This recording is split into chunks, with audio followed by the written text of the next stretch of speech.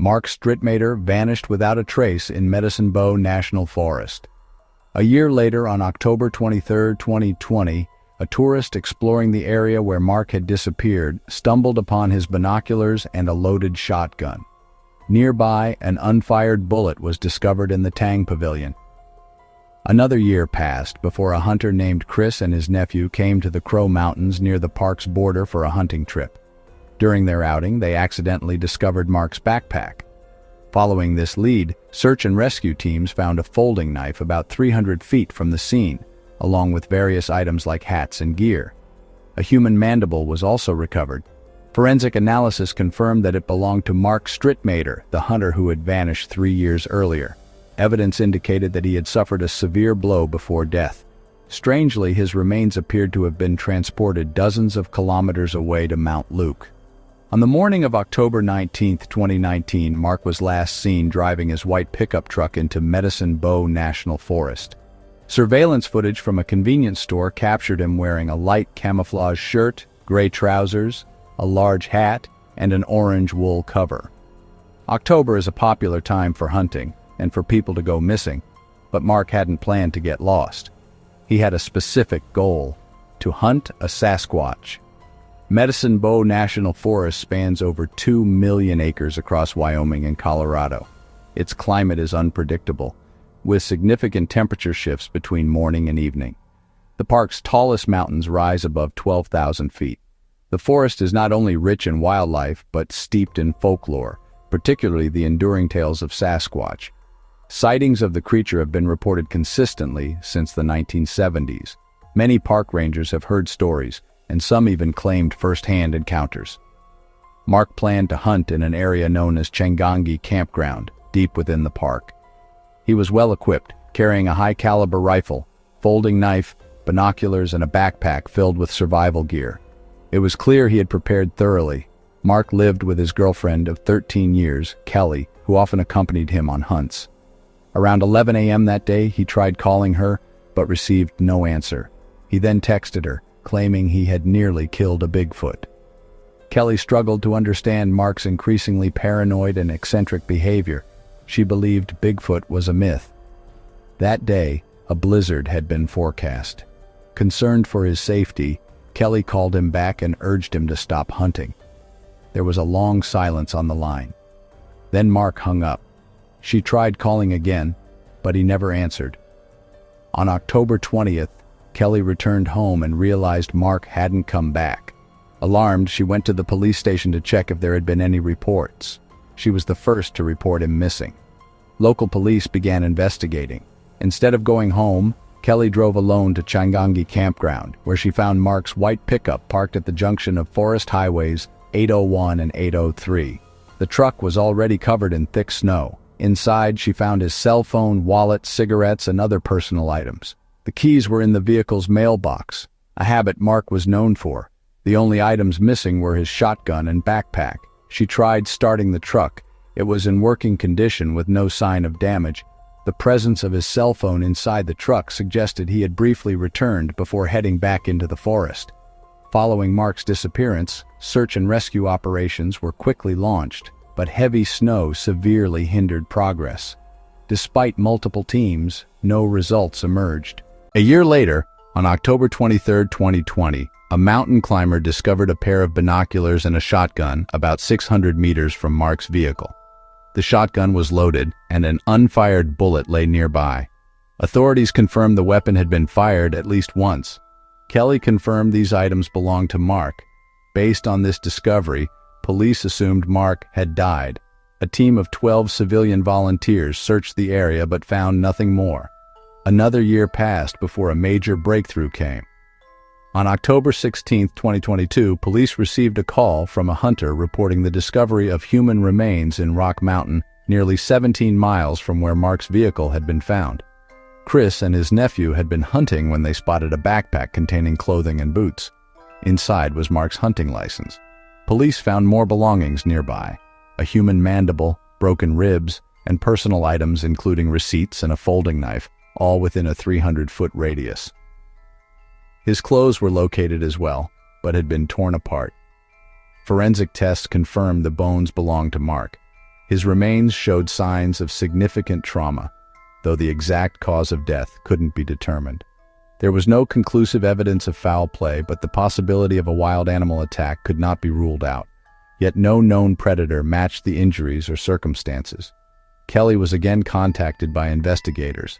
She told them Mark had once texted her claiming he'd nearly captured a Bigfoot. She hadn't taken it seriously. She recalled asking him why he'd go hunting in a snowstorm. Mark told her Bigfoot avoided humans in normal weather, but dropped its guard during snowfall, making it the best time to track the creature. He believed Kelly had been stalked and harassed by Bigfoot and claimed that during a previous hunt, a massive beast had followed him down a mountain, even throwing stones. Mark had managed to record part of the encounter on his phone. Despite being armed, he was deeply shaken. He believed he had been attacked, or nearly attacked, by a juvenile Sasquatch. Hunting it became an obsession, driven by both fear and a desire for revenge. Police were unable to draw conclusions from her statements. Ultimately, Mark's death was classified as unexplained, possibly supernatural. Even years later, his case remains unsolved and controversial. The most accepted theory is that Mark may have overdosed. His father, Mike, doubted this, stating his son had previously worked as a forest guide and knew the terrain well. But Mike acknowledged Mark's history with drug use. At the time, he was under medical care and on prescription medication. Police found drugs used to suppress withdrawal symptoms in his backpack. Two other hunters, Jacob and Cameron, added more mystery. On the day of the blizzard, they saw Mark hiking up the mountain and warned him it was too dangerous. An argument broke out. Jacob later reported that Mark seemed agitated and excited, as if provoked by something unseen. Another theory suggests Mark was abducted by a UFO. The idea gained traction because of its similarities to a 1970s case in which a man named Carl Hickton claimed he was abducted at a campsite and transported to a distant forest. Mark's body was found 17 miles, about 27 kilometers, from his truck. To walk that distance, in snow and at elevations of over 10,000 feet, would take over 6 hours, making it unlikely without rest or supplies. A third theory is that Mark fell victim to a legendary creature, possibly Bigfoot. His shotgun's condition indicated he may have been defending himself, yet one bullet remained unfired.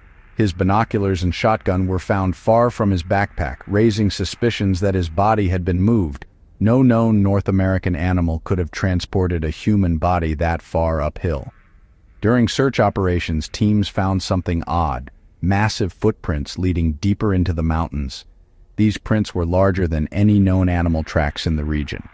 Though no direct connection to Mark was confirmed, the discovery deepened the mystery. Some believe the footprints may belong to the very creature Mark was hunting. In the aftermath, famed investigator David Paulides, known for the Missing 411 series, became involved. He interviewed Kelly and others close to the case. Intrigued by its strange circumstances, Paulides included it in his research. The case gained wider attention and debate among enthusiasts of the unexplained. Years later, Mark's disappearance remains unsolved, a chilling enigma. The unfired bullet found near his last known location stands as a symbol of everything unresolved. He never got the chance to pull the trigger or finish his hunt, and Kelly, still haunted by what happened, holds on to the faint hope that some answer will one day come.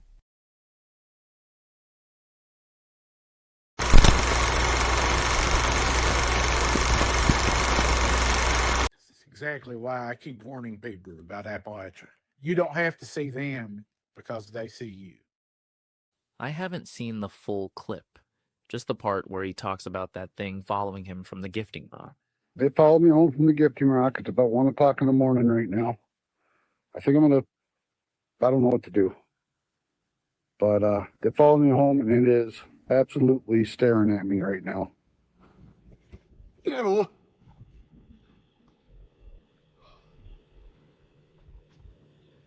Okay.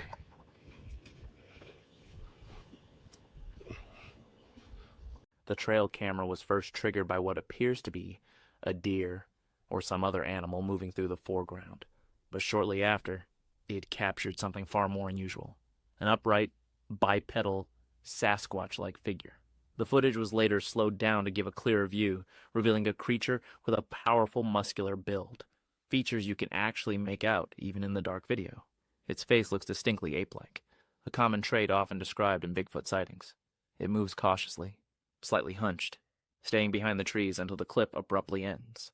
A truly wild trail camera capture, but there's one specific detail that's convinced some investigators this photo might actually be genuine. Let's check out an alleged Bigfoot photo captured on October 7th, 2025. The image was recently featured by a Rocky Mountain Sasquatch. As with many of these sightings, the backstory remains largely under wraps, but it's believed to have been taken by a trail camera. But there's one specific detail that's convinced some investigators this photo might actually be genuine. Rocky Mountain Sasquatch points it out, stating, quote, "Why do Sasquatch lift their heels higher than humans when walking? Perhaps it's an adaptation, allowing them to clear obstacles by pushing brush inward and reducing the chance of tripping. It might also help with efficient movement through deep snow." End quote. Is this real evidence of a mother Bigfoot and her young, or just something a little too good to be true? A man was walking through a small forest in Idaho on a chilly evening, just as the sun was setting and dusk was settling in. That's when he noticed two upright figures in the distance, one small, one large. After observing the supposed creatures for a few seconds, he pulled out his phone and started recording. He managed to capture a short but surprisingly clear and well-filmed clip. The video was titled, "Bigfoot and Baby Seen in Idaho." In the footage, two figures moved slowly across a clearing with distinctly human-like gaits. From what can be seen, they look remarkably lifelike, not like people in costumes. The fur seems to move naturally with their bodies. Speaking of Bigfoot trail camera footage, here's another one to add to the mix. People are always saying they want up-close evidence of Bigfoot, and, well, it looks like they got exactly that with this clip. Whatever this was, it came right up to the camera, so close that it actually blocks most of the view, making it hard to get a clear look. Still, many researchers are convinced that what was captured here really is a Bigfoot, caught on that trail camera that day. In the footage, we can see long, wiry brown hair and the lower part of two large, sturdy legs. Whatever it is, it definitely appears to be bipedal. Judging by the movement, it looks like something walks past and almost kicks the low-hanging trail camera. Of course, there isn't enough solid evidence to say this is 100% a Bigfoot, so the clip remains open for debate. But many cryptid enthusiasts aren't buying that explanation. They argue the creature's hair looks far too long, and it's shaped too distinctly Bigfoot-like to match any typical bear. Honestly, I'm pretty torn on this one, and so are plenty of others. It's been circulating across social media recently, so I wanted to share it with you all and hear your thoughts. Bear, Bigfoot, or something else entirely? Let's keep the discussion going in the comments below. The following recording from the trail camera was made in a wooded area of Michigan, near the city of Dearborn. Every now and then, people exploring deep, isolated forests claim to encounter not just one of these massive, hairy beings, but two, sometimes appearing to move together like a parent and child. These reports are often filled with a mix of awe and fear, as witnesses realize they might be seeing a family group of something not yet proven to exist. The adult Bigfoot is typically described as towering, between 7 and 9 feet tall, covered in dark brown or black hair, moving powerfully yet silently through the trees. The photographer or exact circumstances remain unknown. Still, as they say, a picture is worth 1,000 words, and this one speaks volumes. The photo shows a dark, heavily muscled, primate-like creature, a Bigfoot-like being covered in snow. Its thick black hair contrasts sharply with a hairless face, revealing distinct facial features. Its eyes are squinted, the nose protrudes, and its mouth is wide open. It's unclear whether its teeth are visible, or if it's holding something in its mouth. Overall, the image is downright chilling. The snow-caked fur adds a sense of realism, suggesting this creature has been out in the harsh winter conditions for some time. It's a strikingly lifelike capture. Idaho itself has a long and rich Bigfoot history in the western United States. These ancient stories often align eerily well with contemporary Bigfoot descriptions. By the 1950s and 60s, Idaho began seeing a rise in Bigfoot reports, particularly among logging and hunting communities. Remote regions like the Clearwater and Bitterroot Mountains became hotspots. Hunters reported deep, chest-rattling howls echoing through the woods and discovered massive tracks near rivers and game trails. Today, Sightings continue to surge, and this new trail camera photo adds yet another compelling piece to the puzzle. Aside from that, the creature's other features are hard to ignore. I mean, just look at the size of its upper body. It's massive, an absolute beast. I've always thought it would be amazing to encounter Bigfoot out in the woods, but if I came face to face with this thing, I'd be sprinting in the opposite direction. Definitely one I wouldn't want to meet. An intriguing photo, to say the least. Speaking of Bigfoot trail camera footage, here's another one to add to the mix. People are always saying they want up-close evidence of Bigfoot, and, well, it looks like they got exactly that with this clip. Maybe a little too up-close. The object appears in 3 consecutive photographs, which in itself deserves attention. Let's keep the discussion going in the comments below. The following recording from the trail camera was made in a wooded area of Michigan, near the city of Dearborn. A local hunter, as usual, was recording animals in a permitted area, while watching the recordings hoping to see various animals. He saw this. In the presented frames, we see a night shot from the forest. The object appears in 3 consecutive photographs, which in itself deserves attention. This eliminates the possibility of a simple glare or camera artifact. We see something massive, dark, moving from left to right between the trees. In the first pictures, the figure appears to be slightly tilted forward, as if it is in motion. The outlines are blurred, but you can see the broad shoulders and narrowing to the waist, which is more like the silhouette of a humanoid creature than an animal. What really gets me, though, is when the guy says, and then it starts sprinting at an incredible speed. It's supposedly something this woman has never seen before, when she notices something strange in the distance. ¿Qué es eso? No sé si es una persona o qué. It's a large, bipedal creature Ay, boludo, qué raro. that starts sprinting at what seems to be an incredible speed. Va como muy rápido. And it's unlike anything the woman has ever seen. What really gets me, though, is when the guy says, and then it starts sprinting at an incredible speed. It's supposedly something this woman has never seen before. She filmed it, thought it was moving quickly, and believes it's some kind of creature. I'd definitely be curious to hear more if anyone has additional info. The smaller one, said to be around 3 to 5 feet tall, tends to stay close to the adult or imitate its movements, walking upright, though a bit clumsier, sometimes crouching or hiding when noticed, is a description that fits almost perfectly with what's seen in this brand new Idaho footage. But what do you think? Is this real evidence of a mother Bigfoot and her young, or just something a little too good to be true? Let me know your thoughts in the comments below. Here's even more Bigfoot trail camera evidence, this time in the form of newer photographic material. And I've just been chuckling over that ever since. I mentioned this one stump that last summer was a beautiful live tree, hemlock, and it stood so nice and tall. It's been in a bunch of my videos, and one day I came and not only had the tree been like broken off and snapped off, the whole tree had disappeared. It never showed itself again. And I've just been chuckling over that ever since. And I'm back today and I'm looking in this granddaddy structure. And I think, you know, I mentioned last time, like, where did it go? Well, take a look what's in here. There is about a 1, 2, 3, 3.5 foot length piece of hemlock that wasn't in here before. It looks like it's part of the trunk of the hemlock that disappeared. Interestingly, Oklahoma has long been considered a Bigfoot hotspot, with countless sightings reported from the region every year. Some of the most compelling alleged encounters have come from this very state. So could this be another one to add to the growing catalog? Perhaps even the clearest evidence yet. The uploader certainly believes so, insisting that what we're seeing here is 100% real footage of a genuine Bigfoot. When she notices something strange in the distance.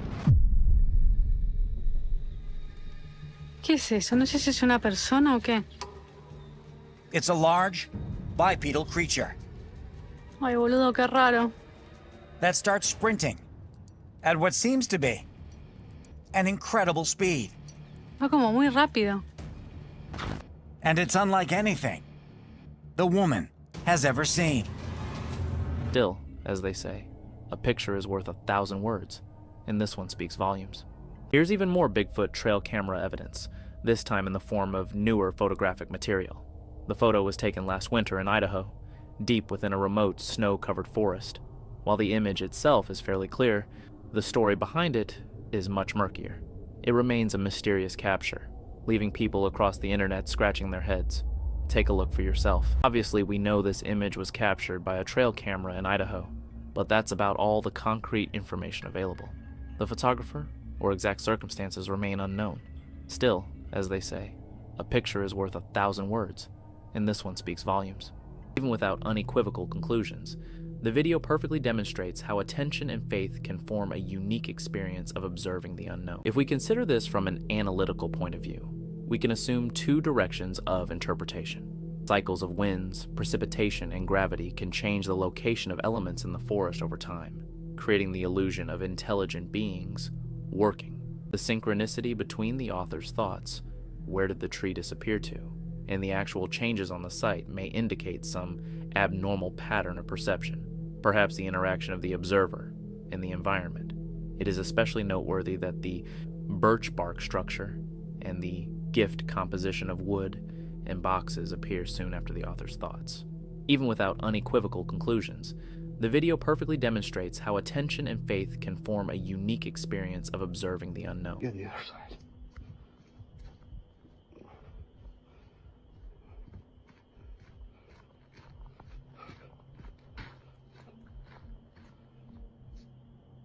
Oh, damn. Holy shit. All right. Oh, damn. But now it looks like this thing is actually on the roof. Yeah, that would definitely freak me out. And that guy at the start, the one giving the warning about Appalachia, he wasn't kidding. That's a real thing. Let me know if any of you have ever been out there. It's a seriously eerie place. At the same time, the object looks much larger than an ordinary person in dark clothes. In relation to the trees, the height exceeds the average height. In the following frames, the figure has shifted closer to the center and looks more massive. Here we see a clearer silhouette of the back and head, which seems disproportionately large. It is important to note that these images retain the same density and texture of the dark covering of the figure, which suggests the presence of thick wool.